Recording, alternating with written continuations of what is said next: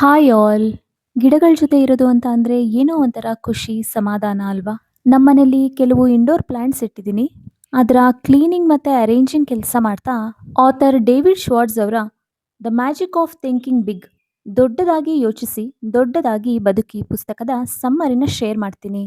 ಈ ಪುಸ್ತಕದ important message ಏನು ಅಂದ್ರೆ, ಸಕ್ಸಸ್ ಅನ್ನೋದು ನಮ್ಮ ತಲೆಯೊಳಗಿನ ಬ್ರೈನ್ ಸೈಜ್ಗಿಂತ ನಮ್ಮ ಯೋಚನೆಗಳ ಸೈಜ್ ಮೇಲೆ ನಿಂತಿದೆ ಅನ್ನೋದು.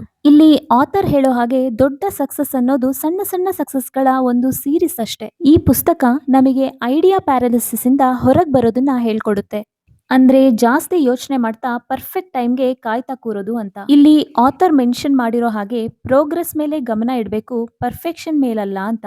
ಈ ಪರ್ಫೆಕ್ಷನಿಸಮ್ ಅನ್ನೋದು ನಮಗೆ ಕೆಲಸ ಶುರು ಮಾಡೋಕೆ ಬಿಡಲ್ಲ. ಇಲ್ಲಿ ಮಿಸ್ಟೇಕ್ಸ್ ಆಗೋದು ಸಹಜ. ಈ ಪ್ರೋಸೆಸ್ ಅಲ್ಲಿ ನಾವು ಕುಗ್ಗದೆ ನಮ್ಮನ್ನ ನಾವು ಇಂಪ್ರೂವ್ ಮಾಡ್ಕೊತಾ ಹೋಗೋದೇ ಯಶಸ್ಸಿಗೆ ದಾರಿ ಅಂತ ಆಥರ್ ಮೆನ್ಷನ್ ಮಾಡಿದ್ದಾರೆ ಇಲ್ಲಿ. ಅಂದ್ರೆ ವಿನ್ನರ್ಸ್ ತಪ್ಪು ಮಾಡದೇ ಇರೋದಕ್ಕಿಂತ ಕಂಟಿನ್ಯೂಸ್ ಆಗಿ ಬೆಟರ್ ಆಗ್ತಾ ಇರೋದ್ರ ಮೇಲೆ ಫೋಕಸ್ ಮಾಡ್ತಾರೆ ಅಂತ. ಇಲ್ಲಿ ಸಕ್ಸಸ್ ಅನ್ನೋದು ಔಟ್ಸೈಡ್ ಸಿಚುವೇಶನ್ಗಿಂತ ನಮ್ಮ ನಂಬಿಕೆ, ಯೋಚನೆಗಳು ಮತ್ತೆ ಸೆಲ್ಫ್ ಇಮೇಜ್ ಇವುಗಳಿಂದಾಗಿ ಡಿಸೈಡ್ ಆಗುತ್ತೆ. ಈ ಪುಸ್ತಕದ ಸಂದೇಶ ನಮ್ಮ ಲೈಫಿನ ಎಲ್ಲಾ ತರದ ಆಸ್ಪೆಕ್ಟ್ಸ್ಗಳಿಗೂ ನಾವು ಇಂಪ್ಲಿಮೆಂಟ್ ಮಾಡ್ಕೋಬಹುದು.